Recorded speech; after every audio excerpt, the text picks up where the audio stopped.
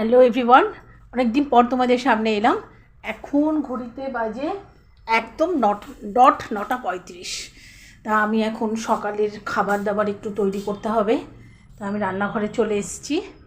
তা আমি এখন ভাবছি সকালে একটু ওটসের, সেই তোমাদের সাথে একবার শেয়ার করেছি, তোমরা দেখে যারা যারা আমার ব্লগ দেখো বা শর্টস দেখো তারা জানবে যে আমি একটা ছোটো পিঠের মেকারে আর কি ওটসের একটা প্রিপারেশান করি, সেটা করার জন্য চলে এসেছি রান্নাঘরে।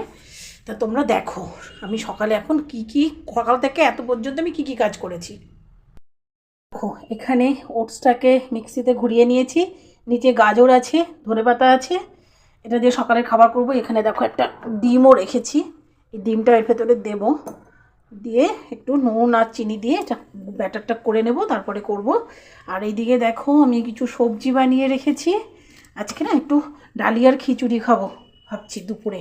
আমি আর মেয়ে দুপুরে আজকে বাড়িতে আছি, হাজব্যান্ড সকালেই চলে গেছে, তার জন্য খিচুড়ি করব বলে ছোটো ছোটো করে এই সবজিগুলো বানিয়ে নিয়েছি। আর এখানে দেখো বাসন টাসন সব মেজে রেখে দিয়েছি, গোছানো হয়নি।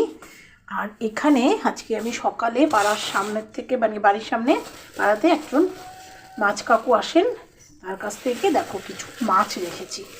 দেখো এর মধ্যে রেখেছি বাটা মাছ, এখানে আছে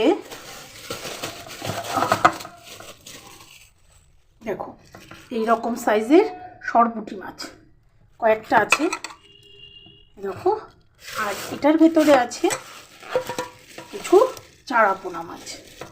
এরকম এরকম 3 রকমের মাছ আমি রেখে দিয়েছি। এগুলো কিন্তু সব জ্যান্ত ছিল, আমি কিছুক্ষণ প্রায় 1 ঘন্টার কাছাকাছি রেখেছি, আর মাছগুলো মরে গেছে, সব জ্যান্ত অবস্থাতেই রেখেছিলাম। তাই এই মাছগুলো এখন একটা কাজ রয়েছে, এগুলো বানাতে হবে।